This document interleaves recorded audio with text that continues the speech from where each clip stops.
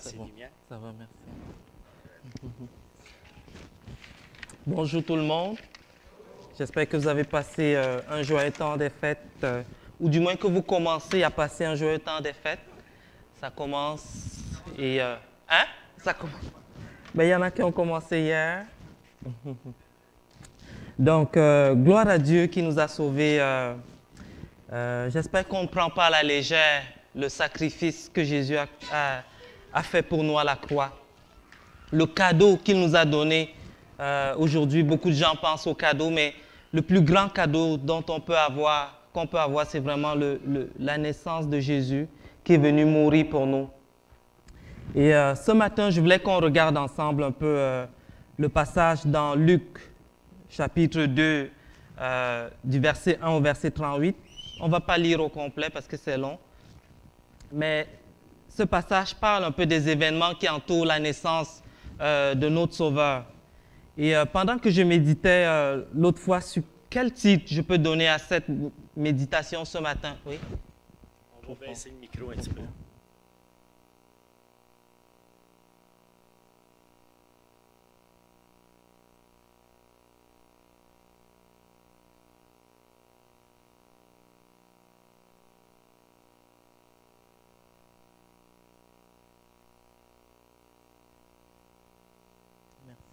Merci, Denis.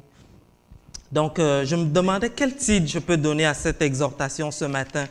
Et le titre qui me venait en tête, c'est « Une naissance tant attendue ». Donc, vraiment, la venue d'un Messie. Est-ce que vraiment la naissance de Jésus, est-ce qu'elle était tant attendue? Et pour nous aujourd'hui, est-ce que lorsqu'on entend que Jésus est venu naître, est-ce qu'il y a comme une langueur auprès des gens? Est-ce que les gens sont comme excités à l'idée de savoir qu'un sauveur est né? J'ai encore chez moi le journal local que vous avez peut-être aussi reçu, l'Étoile. L'Étoile, les gens qui habitent à Vaudreuil, on reçoit souvent le journal. Et ça parle, sur le titre du mois de novembre, c'était marqué « Enfin, le centre hospitalier arrive à Vaudreuil ». Et on peut voir depuis des années qu'on annonce que le centre hospitalier va être construit à Vaudreuil, comment les gens sont excités à l'idée qu'un centre hospitalier va être construit. Et on comprend pourquoi, parce que nous avons tous besoin d'un hôpital, n'est-ce pas? On sait que des fois, si on tombe malade, si des gens dans notre famille tombent malades, c'est toujours plus pratique d'avoir un hôpital près de chez nous. À l'inverse, si on disait aux gens, on va construire un hôtel, les gens seraient moins excités. Il n'y aurait pas cette langueur. Les gens seraient comme, bon, un hôtel, j'habite déjà à Vaudreuil, qu'est-ce que ça change? Qu'est-ce que ça change dans ma vie si on construit un hôtel? Mais quand on parle de la construction d'un hôpital, les gens sont excités, les gens sont languissants. Il y a même eu, il y a quelques années, une pétition qui a été faite par les gens de Vaudreuil pour rappeler au gouvernement la promesse qu'ils ont faite, qu'ils voulaient construire un hôpital à Vaudreuil. Pourquoi? Parce que les gens savent qu'ils ont besoin d'un hôpital. Ils sont excités à cette idée. Ils attendent cet hôpital. On peut dire, pour l'hôpital de Vaudreuil, un hôpital tant attendu. Les gens attendent réellement la venue, la construction de cet hôpital. Mais pour le plus beau cadeau au monde, Jésus-Christ, est-ce que c'est tant attendu? Et pourquoi? Est-ce qu'à l'époque de Jésus, les gens étaient excités à l'idée de recevoir ce cadeau à la venue du Messie? Et pour nous aujourd'hui, est-ce qu'on est excité à l'idée de savoir qu'il y a un sauveur qui nous est né? Donc, on va regarder cela ensemble très rapidement dans une petite exhortation. Mais avant d'aller dans l'exhortation, je vais faire une prière afin que Dieu nous conduise ce matin. Éternel Dieu, notre Père céleste, nous te bénissons, nous te rendons grâce, Seigneur, pour l'opportunité que nous avons ce matin de nous réunir en ton nom dans ce lieu, Seigneur.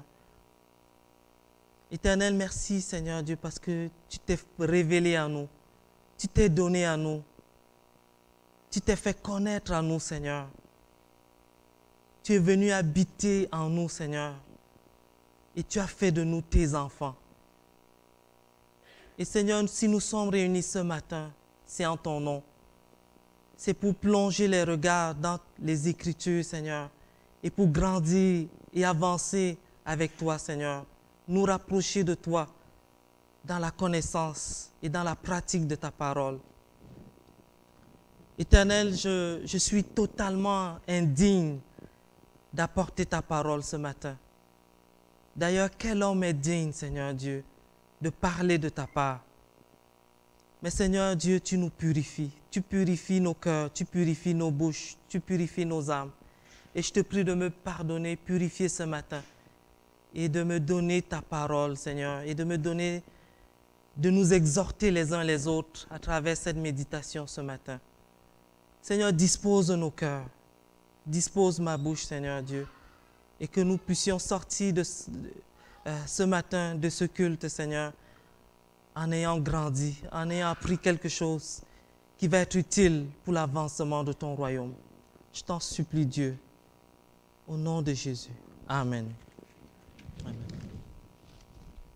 On peut tout d'abord aller lire Luc 1, plutôt Luc 2 au verset 7. Au verset 7, c'est écrit, parlant de Marie, « Et elle enfanta son fils premier-né.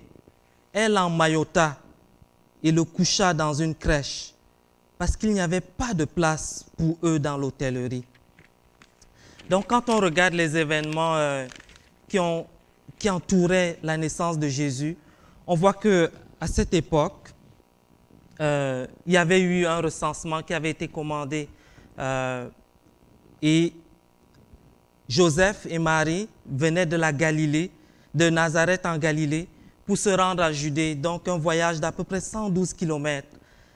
D'abord, ce qu'on peut dire, c'est qu'il n'y a pas de hasard.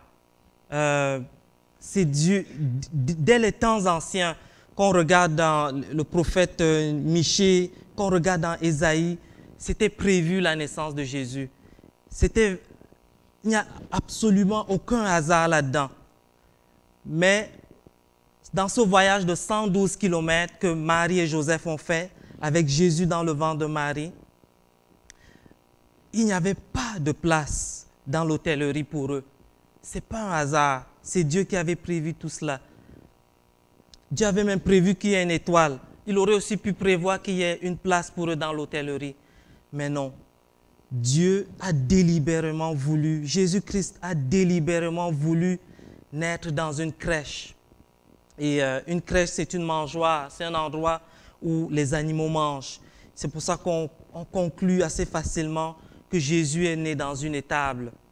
Parce qu'il n'y a pas de raison pourquoi on ait une mangeoire dans une maison.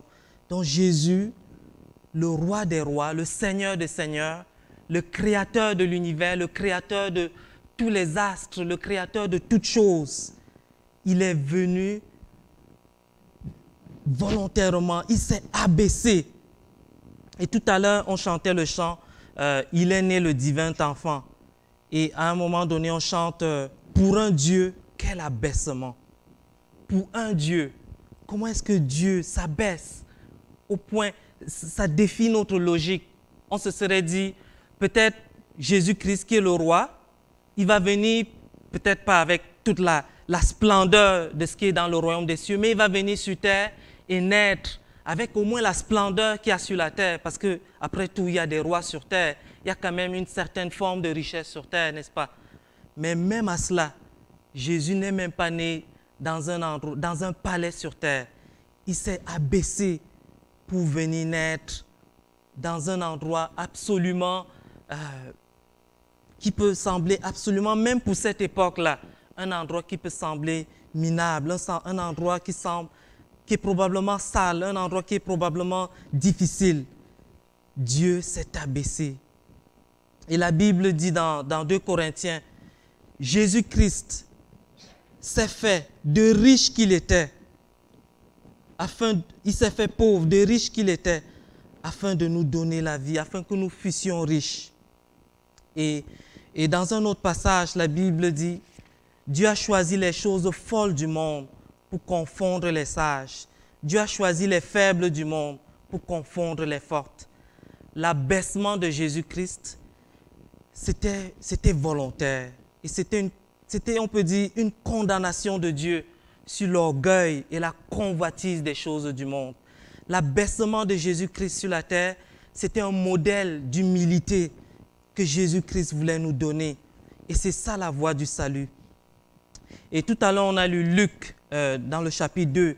Mais si on avait lu un peu plus tôt, dans Luc chapitre 1, on va le lire ensemble. Luc chapitre 1, versets 50 à 52. Donc, juste pour mettre en contexte, c'est Marie qui va rencontrer Élisabeth. Et pendant que Marie rencontre Élisabeth, elle a cette prophétie, elle a ces paroles qui sortent d'elle, inspirées par le Saint-Esprit. Et voici ce que Marie dit. « Et sa miséricorde s'étend d'âge en âge sur ceux qui les craignent. Il a déployé la force de son bras. Il a dispersé ceux qui avaient dans le cœur des pensées orgueilleuses.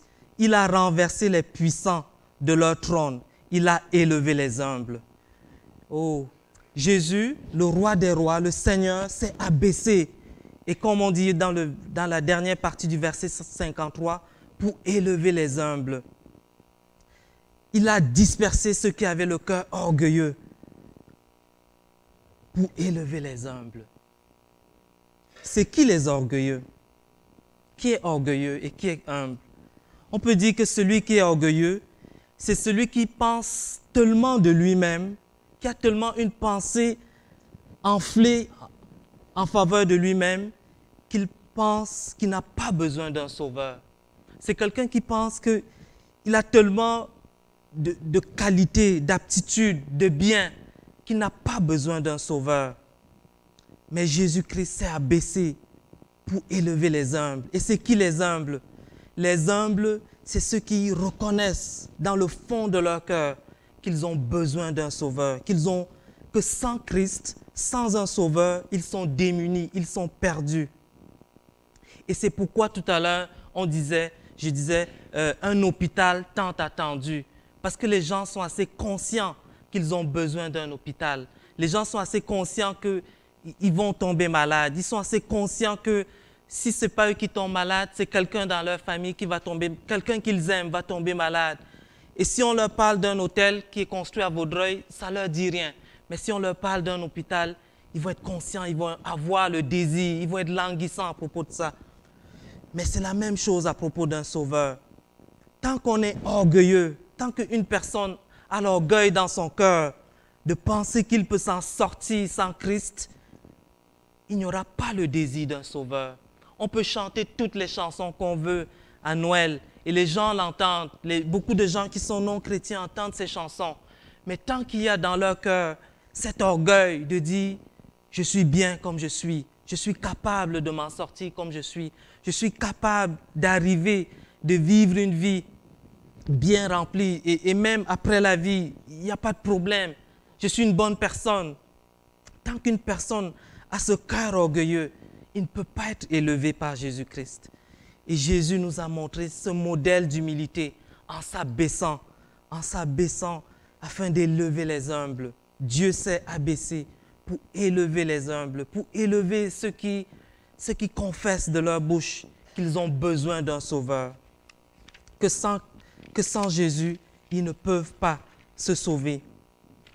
Donc, tant qu'une personne se dit « je suis trop riche, je suis trop beau, je suis trop belle, je suis trop fier de reconnaître que je suis faible, je suis trop intelligent », il ne pourra jamais languir après l'idée d'un sauveur. Il ne pourra jamais chanter les cantiques de Noël et se dire « oui, ce sauveur, j'ai besoin de lui. Ce sauveur, j'ai besoin qu'il vienne en moi. J'ai besoin qu'il vienne me racheter. » Tant qu'une personne va dire « je suis trop jeune pour me convertir, je suis trop cool, je suis trop préoccupé par les choses du monde », il ne va jamais s'humilier. Et Jésus lui-même nous l'a dit assez clairement. Il a dit « je ne suis pas venu pour ceux qui sont bien portants, mais je suis venu pour les malades. Je ne suis pas venu pour ceux qui se disent justes, mais je suis venu pour ceux qui sont pécheurs. » Et ça répond assez bien à la question de pourquoi les gens ne languissent pas après l'idée d'un sauveur? Pourquoi lorsqu'on parle d'un sauveur, pourquoi les gens s'en foutent un peu? Pourquoi est-ce que ça ne marque pas leur esprit? Tant qu'une personne ne reconnaît pas son état d'être démuni, d'être faible, il ne pourra pas accepter le sauveur. Il ne pourra pas être sauvé. Il ne pourra pas reconnaître. Tant qu'une personne ne reconnaît pas qu'il est faible, qu'il est fou, il ne pourra pas être sauveur, accepter le sauveur. Tant qu'il se pense sage à ses propres yeux, il ne pourra pas reconnaître un sauveur. Il ne pourra pas désirer un sauveur. Il ne pourra pas entendre les chansons de Noël et se dire, oui, ce sauveur-là, je le veux. Et ça me fait penser, il y a un traité chrétien, un traité évangélique que je lisais, que j'ai souvent lu quand j'étais jeune chrétien, et c'était un traité très intéressant. Ça raconte l'histoire d'une jeune fille de 25 ans qui est dans un hôpital. Et il y a un frère, un évangéliste du moins, qui va dans l'hôpital pour lui parler de Jésus. Et voici un peu ce que la fille dit à la personne, après que la personne lui ait parlé de Jésus. Voici ce qu'elle dit. Quand j'étais en bonne santé, ma seule ambition dans la vie était de terminer ma thèse et d'obtenir un doctorat. Je voulais enseigner à l'université. C'est toujours mon ambition. Le fait que je suis malade et couché ici ne change rien à cela. Je n'ai jamais été du genre religieux. La religion, c'est pour les vieux. Je suis encore jeune et belle. J'ai un brillant avenir académique qui m'attend. De quoi ai-je encore besoin? Quant au péché, Jésus et toute autre chose concernant les... Tout cela doit attendre jusqu'à ce que je sois vieille. Donc voilà le témoignage d'une jeune fille de 25 ans. Et malheureusement, dans le traité, ça dit que quelques jours, cette fille a dit ça, sa situation s'est empirée, elle est tombée encore plus malade et finalement, elle n'a jamais reçu Jésus. Finalement, non seulement elle n'a jamais accompli ses ambitions de devenir professeur, d'obtenir un doctorat, mais non seulement cela, mais elle ne s'est même pas réconciliée avec Jésus. Et c'est ça la pire chose. Et c'est ça qui caractérise un peu les gens, qu'ils soient jeunes, vieux, riches ou pauvres, peu importe leurs conditions. Tant qu'ils pensent qu'ils ont quelque chose de bien en eux, quelque chose de formidable en eux, tant qu'ils pensent qu'ils peuvent traverser la vie et traverser l'au-delà sans Christ, sans un sauveur, ils ne vont pas languir après le sauveur. Ils ne vont pas désirer ce sauveur. Le désir d'être sauvé, le désir d'avoir un sauveur vient d'un cœur humble, d'un cœur brisé d'orgueil qui reconnaît que sans sauveur, on est perdu, on est démuni. Comme ça dit quelque part dans l'Apocalypse, on est nu, on ne vaut rien. Ça prend cette prise de conscience chez l'homme. Le premier pas vers le salut d'un homme, c'est qu'il prenne conscience, par la grâce de Dieu, par la conviction du Saint-Esprit, qu'il est démuni. Tant qu'un homme ne veut pas reconnaître qu'il ne vaut rien, qu'il est faible, qu'il est même fou devant Dieu, il ne pourra jamais accepter ce sauveur. Il ne pourra jamais être sauvé. On va revenir sur cela tout à l'heure. L'autre question qu'on pourrait se poser assez rapidement, c'est est-ce que les contemporains de Jésus avaient hâte à la naissance du Messie? Est-ce qu'eux, ils étaient excités à l'idée de ce que le Messie vienne? Donc, toujours dans Luc 2, je vais lire rapidement le verset 15, 25 et 38. Donc, au verset 15, ça dit « Lorsque les anges les eurent quittés pour retourner au ciel, les bergers se dirent les uns aux autres, « Allons jusqu'à Bethléem et voyons ce qui est arrivé, ce que le Seigneur nous a fait connaître. » Ensuite, je lis le verset 25. « Et voici, il y avait à Jérusalem un homme appelé Siméon. Cet homme était juste et pieux. Il attendait, je veux souligner le mot attendait, la consolation d'Israël et l'Esprit saint était sur lui. Et si je vais au verset 38, ça parle d'une prophétesse qui s'appelle Anne. Ça dit, étant survenue, elle aussi à cette même heure, elle louait Dieu et elle parlait de Jésus à tous ceux qui attendaient la délivrance de Jérusalem. Donc, juste à partir de ces quelques passages, et il y en a bien d'autres dans la Bible. Il y en a un autre auquel je pense dans Actes des Apôtres avec l'apôtre Paul, lorsqu'il est devant, je pense que c'est Festus ou Félix. Devant Félix, Paul est en train de faire sa défense et il dit, il parle de combien il attend la promesse que Dieu a faite.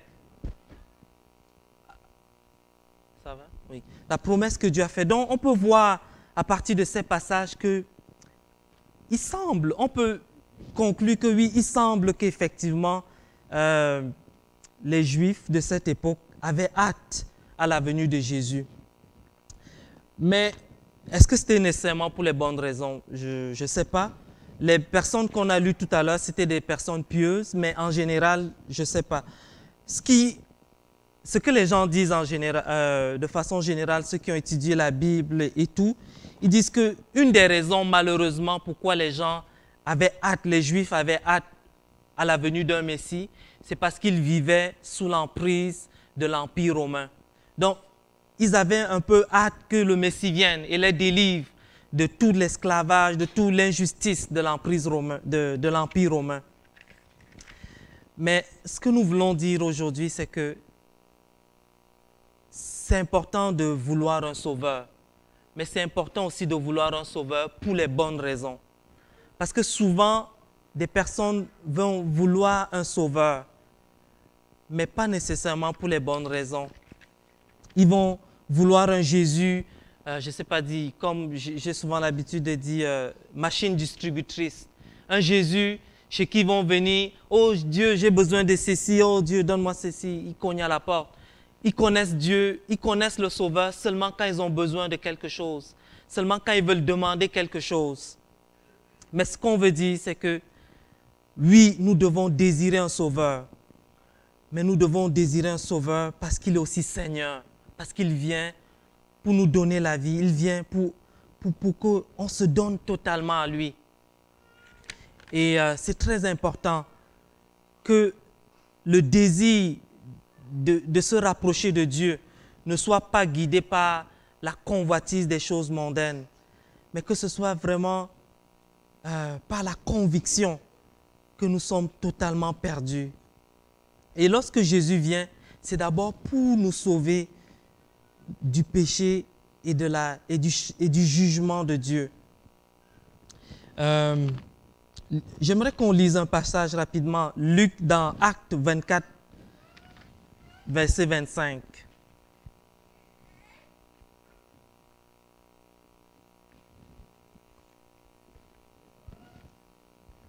Acte 24, verset 25.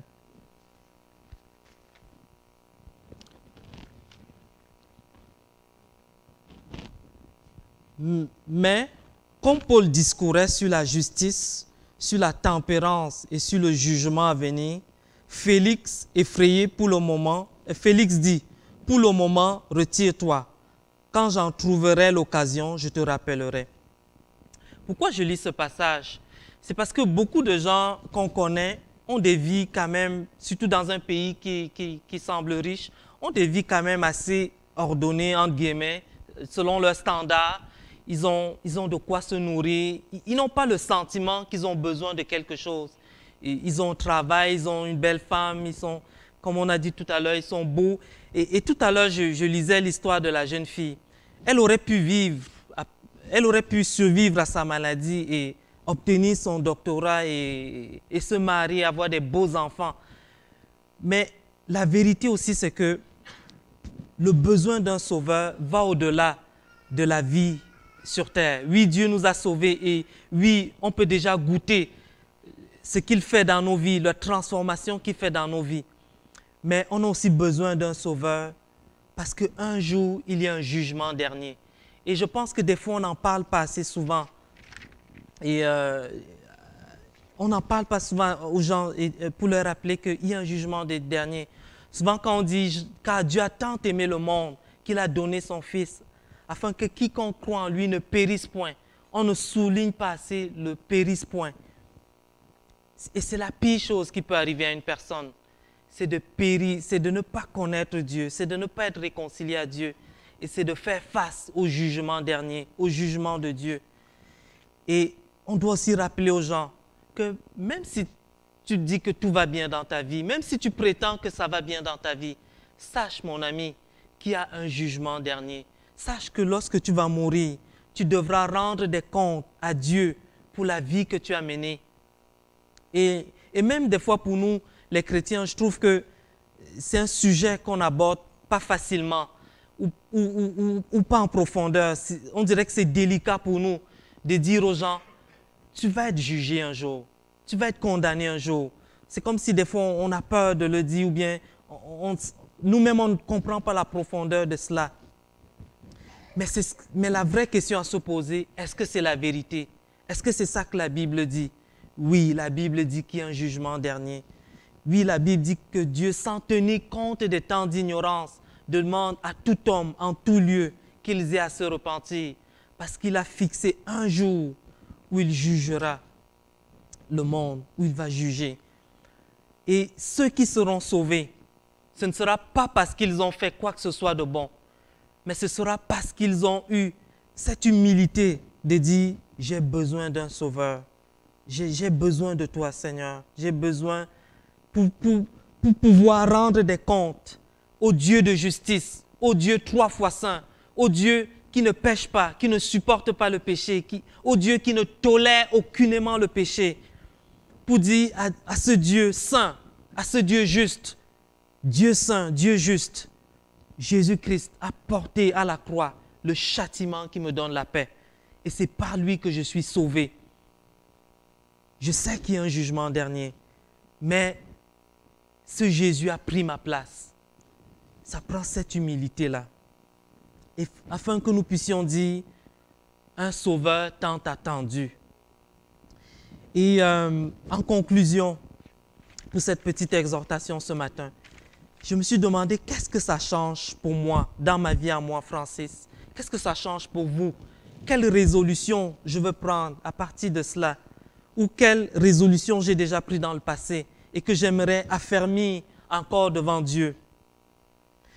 Pour que les gens de Vaudreuil ne disent plus seulement « nous sommes excités à l'idée d'avoir un hôpital, nous sommes excités à l'idée d'avoir des médecins qui vont s'installer dans notre région », mais pour que les gens de Vaudreuil aussi puissent dire « nous sommes excités d'entendre dire qu'il y a un sauveur qui est parmi nous, qui est venu dans le monde. C'est peut-être pas aujourd'hui qu'il est venu, ça fait 2000 ans qu'il est venu, mais nous sommes excités à cette idée, afin qu'on ne dise plus seulement un hôpital tant attendu à Vaudreuil, mais qu'on dise aussi un sauveur tant attendu dans la ville, dans la région de Vaudreuil, pour que les gens de Vaudreuil puissent dire « oui, ce sauveur, il est tant attendu, ça fait longtemps que je cherche, parce que je suis faible, je suis démuni. » Alors, quelles sont mes 3 résolutions? Première, c'est dans la prière. Luc, j'aimerais qu'on lise ensemble Luc 1, verset 17. Cette fois-ci, ça parle de Jean-Baptiste. En réalité, c'est la dernière phrase du Luc, verset 17, que j'aimerais lire. Ça parle de Jean-Baptiste, ça dit « Il marchera devant Dieu avec l'esprit et la puissance d'Élie pour amener les cœurs des pères vers les enfants et les rebelles à la sagesse des justes. » Et voici la dernière partie. « Afin de préparer au Seigneur un peuple bien disposé. » Il n'y a que Dieu qui peut préparer aux gens de Vaudreuil un cœur bien disposé.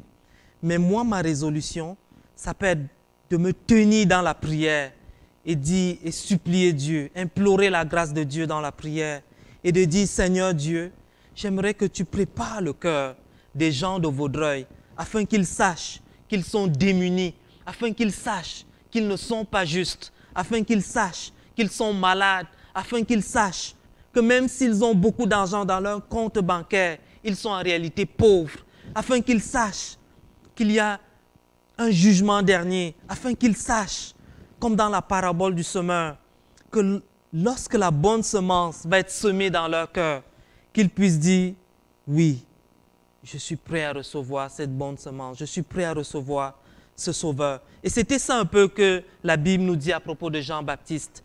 Jean-Baptiste était venu préparer le chemin, préparer au Seigneur un peuple bien disposé. Moi, je ne peux pas préparer aux gens leur cœur. Je n'ai pas la puissance pour faire ça. Il n'y a que Dieu qui peut le faire. Mais si nous prions pour que Dieu prépare les cœurs des gens de Vaudreuil, pour que lorsqu'ils entendent l'Évangile, ils disent « Ouais, c'est vrai, je suis démuni, j'ai besoin d'un sauveur. » Ouais, c'est vrai. Que Dieu prépare déjà leur cœur. Et Dieu peut le faire à travers des réflexions, à travers les circonstances de la vie, même juste en écoutant les nouvelles. Quelqu'un peut écouter les nouvelles et dire « Waouh, notre monde est en perdition. » Je pense que nous avons besoin de... Dieu peut se servir de toutes sortes de manières pour préparer le cœur des gens. Deuxième résolution que je veux faire dans mon cœur et même demander pardon au Seigneur dans mon cœur d'abord, c'est que j'aimerais dire à Dieu, Dieu, j'aimerais être un témoin afin que dans ma vie, les gens voient que j'ai un sauveur et que ça leur donne le goût, eux aussi, d'avoir un sauveur. Et je demande pardon au Seigneur pour toutes les fois où je n'ai pas, où ma vie n'a pas translété cet état de fait. Parce que lorsque les gens voient en nous qu'on a un sauveur, lorsque devant la mort, par exemple un chrétien n'a pas l'air abattu et peureux, les gens vont se dire, mais d'où vient cette espérance? D'où vient cette espérance qui est en toi? Et les gens vont être attirés et dire, ah, peut-être que j'aimerais avoir le même sauveur, j'aimerais partager le même sauveur que lui. Donc ça, c'est ma deuxième résolution. Prier, première, prier. Deuxième résolution, Seigneur, aide-moi à être un meilleur témoin de ce que tu m'as sauvé et de ce que tu fais dans ma vie et de ce que non seulement tu transformes déjà mon caractère aujourd'hui et que je porte déjà tes fruits, mais que même j'ai l'espérance que plus tard, je serai avec toi et je n'ai pas peur ni de la mort, ni de la pauvreté, ni de la maladie, mais que j'ai mon espérance en toi.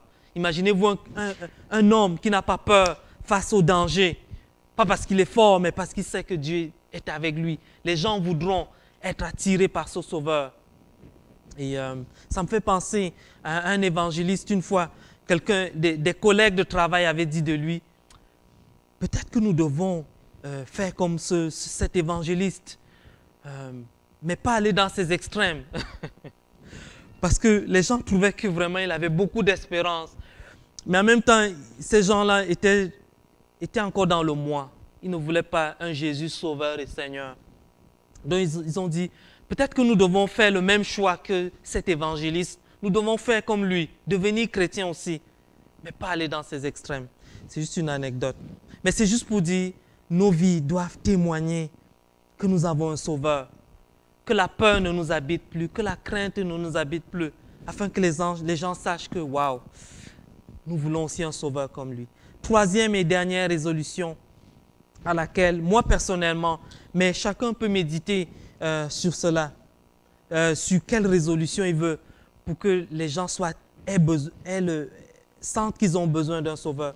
Mais pour moi, ma troisième résolution, c'est quelque chose que je n'ai pas souvent fait quand je parlais de l'Évangile aux gens. Je demande au Seigneur de me donner la sagesse de souvent parler du jugement dernier. Parce que j'avoue que c'est un sujet délicat qu'on ne sait pas souvent comment aborder. Mais de dire aux gens, de savoir dire aux gens, écoute mon ami, il y a un jugement dernier. Tu peux aimer ou ne pas aimer cet état de fait. Tu peux être d'accord ou pas d'accord avec ça. Mais c'est Dieu qui l'a décidé ainsi. Et nous avons besoin des fois de sagesse. Et nous avons besoin de l'affirmer aux gens pour que les gens aient conscience que même si, entre guillemets, tout va bien dans leur vie, ils ont quand même besoin d'un sauveur. Parce qu'au jour du jugement, il n'y aura aucun de leurs biens, aucun de leur intelligence, aucun de leur beauté qui va être suffisant pour qu'ils soient sauvés. Il n'y a que Jésus-Christ et personne ne veut être contre Dieu. Et même Dieu, Jésus a dit ça à Paul lorsque Lorsque Jésus s'est révélé à Paul la première fois, il a dit, « Paul, est-ce que tu es capable de régimber contre les aiguillons ?» Donc c'est pour dire, nous ne voulons pas être contre Dieu. Je pense qu'il n'y a personne, et ça me fait penser toujours, quand je parle de ça, à la fable de La Fontaine, quand le loup et l'agneau. Et le loup dans la fable de La Fontaine, il finit toujours en disant « La loi du plus fort est la meilleure ». Donc ça, c'est une fable du monde. Mais en même temps, je me dis, il y a quelque chose de vrai là-dedans. La loi du plus fort, le plus fort, c'est Dieu. Tu ne veux pas être contre le plus fort. Tu ne veux pas être contre le Dieu Tout-Puissant. Mieux vaut être avec lui que d'être contre lui. Et il y a un jugement dernier, il faut le dire. Donc ça, c'est mes 3 résolutions personnelles. Priez pour la ville de Vaudreuil, pour que les gens de Vaudreuil puissent eux aussi dire un sauveur tant attendu. Pas juste un hôpital tant attendu, mais un sauveur tant attendu. Amen. Donc, on peut prier. J'aimerais peut-être prier pour terminer. Éternel Dieu Tout-Puissant, vraiment, nous te disons encore merci, merci infiniment pour ton grand amour qui s'est révélé concrètement par ton abaissement à la croix. Non, avant même la croix, Seigneur, tu t'es abaissé et tu es venu naître dans une étable. Quelle humilité, quel exemple d'humilité tu nous donnes, Seigneur. Éternel, nous voulons, Seigneur Dieu, témoigner ce que tu as fait pour nous. Nous voulons le témoigner aux autres, afin que eux aussi, Seigneur, puissent devenir tes enfants. Éternel, aide-nous à le faire. Aide-nous à prier, aide-nous à témoigner l'Évangile avec sagesse. Aide-nous à être humbles dans tout ce que nous faisons, pour ta gloire seule. Toi seul es digne de louange et d'adoration, Père. Que toute la gloire te revienne. Merci pour cette exhortation ce matin. Touche mon cœur, touche le cœur de chacun d'entre nous. Et ces résolutions que je prends, Seigneur, donne-moi de collaborer avec toi pour que tu travailles en moi, pour que je puisse prier plus, témoigner plus et être plus sage dans la façon dont je peux amener l'Évangile. Au nom de Jésus-Christ. Amen. Amen.